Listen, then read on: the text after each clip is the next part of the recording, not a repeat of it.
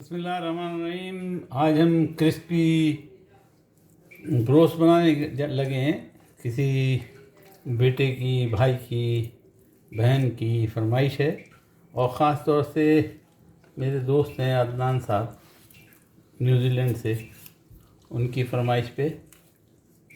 यूँ तो मेरे पेज पे दिए में और कई तरीके से बनाए जा सकते हैं और बनाए जाते हैं, तो मैं आपको सिर्फ सैंपल दिखाऊंगा, बाकी दो किस्म के बना दूंगा ताकि आपकी बात समझ में आ जाए। पहली बात ये कि ब्रोस्ट के जो बड़े टुकड़े होते हैं उनको बनाने के लिए फ्रायर होता है और फ्रायर बहुत ज़रूरी है। विदाउट फ्रायर इतने अच्छे वो गलते नहीं हैं, उसमें अंदर से लाली रह जाती है।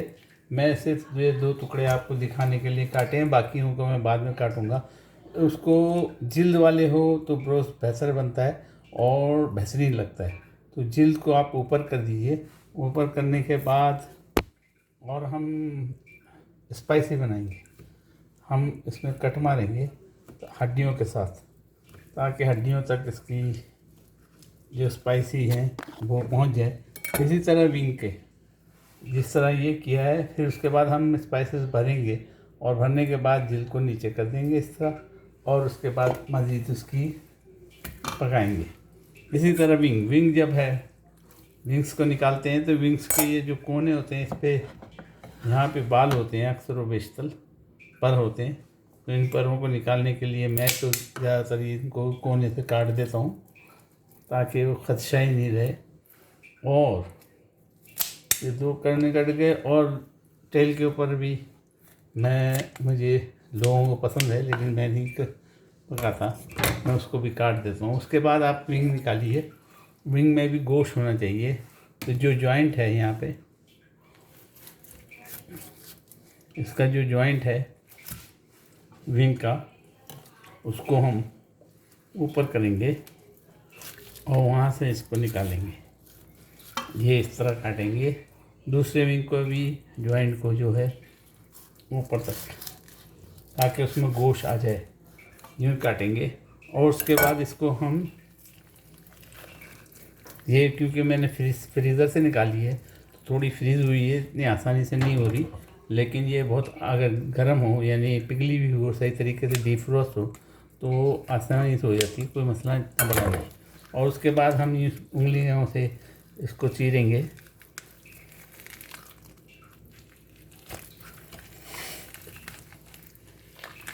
इस तरह चीरेंगे और मैं ज़रा सा इसको धो लूँ, इसमें खून वगैरह मैं धो लूँ। फिर जनाब मैंने इसको धो लिया क्योंकि अंदर थोड़ी सी बर्फ़ अभी मौजूद थी, उसमें उसका खून वगैरह जमा हुआ था। इसको धोने से निकल गया, काफ़ी डिफ्रीज़ हो चुकी है, ये फ्रीज़ थी। और हम ताज़ी लाते हैं, लेकिन उसको क्योंकि पूरा पैकेट होता है 10-12 का, उसको डिफ्रीज़ कर लेते हैं, फ्रीज़ कर देते हैं। और उसको जब मौका पड़ता है, तो जब आपको ब्रोस्ट बनाने हो, फिर इसको आप यहाँ भी सेंटर से 2 टुकड़े करेंगे।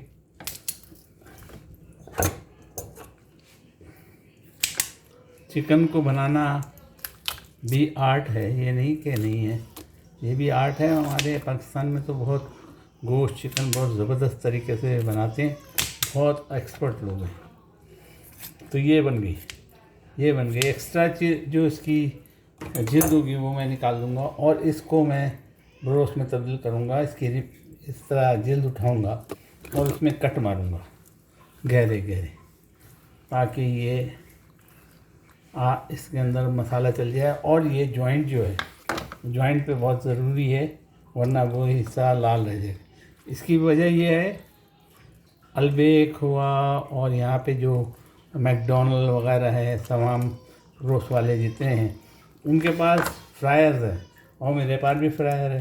तो उनके पास जो फ्रायर है वो कुकर का काम करता है और कुकर का काम करने की वजह से वो बहुत बेहतरीन पकती है। और मेरे पास जो फ्रायर है, छोटा फ्रायर, ये जो आम घरों में होते हैं, वो मेरे पास फ्रायर है, मैं दिखाता हूँ आपको। उस फ्रायर में भी बहुत अच्छी बनती है, लेकिन क्योंकि अभी फ़िलहाल थोड़ी सी चिकन बनानी है, ये 1100 ग्राम की एक चिकन के लिए, वो आपको 1 से 1.5 बोतल ऑयल डालना होगा। 1.8 लीटर से ऊपर ऑयल पड़ेगा, इसलिए मैं इसको अभी आपके सामने यूज़ नहीं कर रहा, लेकिन दिखा देता हूँ। ये मेरा इलेक्ट्रिकल फ्रायर है और इसके अंदर रोज़ जो बनी हुई थी, पहले आपने जो तस्वीर देखी और आपने मुझे फरमाइश की कि वो वाला रोज़ बना के बताएं, तो इसमें इसको खोल के भी देख सकते हैं आप। इसको खोल के भी दिखा देता हूँ, मगर इसमें बनाने के लिए ये देखिए इस तरह ये खुल जाता है। इसके अंदर जाली है, ये जाली जो है इसमें हम रोज रखते हैं और उसको फिर जाली को नीचे करते हैं। इस जाली को बटन के से नीचे डालते हैं तो ये तेल में चली जाती है और नीचे फ्राई हो जाती है। और इसमें क्योंकि ये प्रेशर मेंटेन करता है, जितने फ्रायर्स हैं, वो अल्बेक के फ्रायर्स होंगे, मैकडॉनल्ड्स के हुए या और किसी बड़ी कंपनी के फ्रायर्स हैं, सब है ना प्रेशर कुकर का काम करते हैं। तो ये भी सेमी प्रेशर कुकर का काम करता है, इसलिए इसके अंदर ब्रोथ बहुत अच्छा बनता है। तो अदनान भाई, अगर ऐसी सादी से थोड़ी एक हाथ चिकन बनानी है तो हम तेल में तलेंगे और मैं आपको तल के दिखाता हूँ। अब हम अपने चिकन के चंद पीसेस को आपको दिखाने के लिए, मैं बाकियों को बाद में कर लूँगा, मैरिनेट करेंगे। और मैरिनेशन के लिए हम पहले अदरक लहसुन का पेस्ट, मैंने ये थोड़ा लिक्विड वाला लिया है ताकि इसमें मसाला मिल जाए। और आज मैं शॉर्टकट मारूंगा, आज शॉर्टकट मारूंगा, वरना मैं अपने मसाले डालता हूँ। आज मैं अपना मसाला नहीं डालूँगा, मैं इसमें टिक्का मसाला बाज़ार का डाल दिया है ताकि शॉर्टकट पड़ जाए और जल्दी से काम हो जाए और आपको समझ में आ जाए। वैसे आप चाहें तो अपने घर का मसाला और हॉट चिली सॉस डालूँगा, हॉट चिली सॉस डालूँगा। इससे है ना जब मैरिनेशन होगी तो इसमें और थोड़ा सा हम वाइट विनीगर डालेंगे, उससे है ना चिकन अंदर तक गल जाएगी और वो जो लाली चिकन के अंदर की है वो ख़त्म हो जाएगी। वाइट विनीगर डाल दिया मैंने थोड़ा सा। और अब इसको चखेंगे, अगर नमक की कमी होगी तो हम इसमें नमक डालेंगे। और एक बात और है, इसको और दूसरी तरीके से भी मैरिनेट कर सकते हैं आप। इसमें थोड़ा सा दही डाल दें तो ये चिकन जो है वो अंदर से बिल्कुल सॉफ्ट रहेगी। मैं दही भी डाल सकता हूँ और दही भी डाल दूँगा आपके सामने। सोच रहा था कि दही के बगैर बनाऊँ, मगर दिखाना मकसूद है, तो आपको मैं इसमें थोड़ा सा दही, मुझे दही अभी फ़िलहाल नज़र नहीं आ रहा, दही भी 1 चम्मच जो है मैं दही डाल दूँगा इसके अंदर। दही मैंने कहीं रखा है, देखता हूँ। ये नादिक का मैंने फ्रेश योगर्ट लिया है, दही लिया है, और इसको खोलते हैं और इसमें से 1 चम्मच जो है आपके सामने मैं इसमें दही डाल दूँगा। यहाँ दही बड़ा ज़बरदस्त मिलता है और मीठा दही होता है, इतना खट्टा वट्टा नहीं होता। ये 1 चम्मच डाल दिए। ये अब हम मैरिनेशन का जो है वो हमारा सामान बन गया, तैयार हो गया। अब इसको में हम अपने चिकन जो है उसको सिर्फ मैरिनेट करना है, दही करेंगे। मैं दही का रखना लगा, समझ गए जनाब। तो अदनान भाई ये चीज़ें मिक्स कर लीजिए और चिकन को कम से कम नहीं तो 1 घंटे से अबाउट मैरिनेट करिए। आधे घंटे में भी काम चल जाता है। मैं क्योंकि अभी बनाना है तो मैं आधे ही घंटे के तो बाद में, अभी मगरिब होने वाली है, मगरिब की नमाज़ वगैरह पढ़ने के बाद इसको, और जब मैरिनेशन करेंगे उसको फिर हम ऊपर, मैं रास्ते में ऊपर कर लूँ, इसकी खाल को ऊपर करिए और उसको मैरिनेट कीजिए। और इसके अंदर जितने खांचे हो सकते हैं, जितने आपसे छुरी से गैप वो लगा सकते हैं खांचे, आप इसमें लगा दीजिए ताकि अंदर तक मैरिनेशन इसकी चली जाए। इस तरह तो ये टेस्टी बन जाएगा। ये जब खाएंगे लोग तो आपको इंशाअल्लाह हमेशा याद रखेंगे। और फिर लोगों की ख्वाहिश होती है या वो जो बनाए थे ना, अब इसके बाद इसी अभी मैरिनेट होते रहेगा और इसमें पड़ा रहेगा। मैं तो सिर्फ आपको दिखाने के लिए कर रहा हूँ। मैरिनेशन के बाद हम इसको जनाब आली आधे घंटे के बाद निकालेंगे।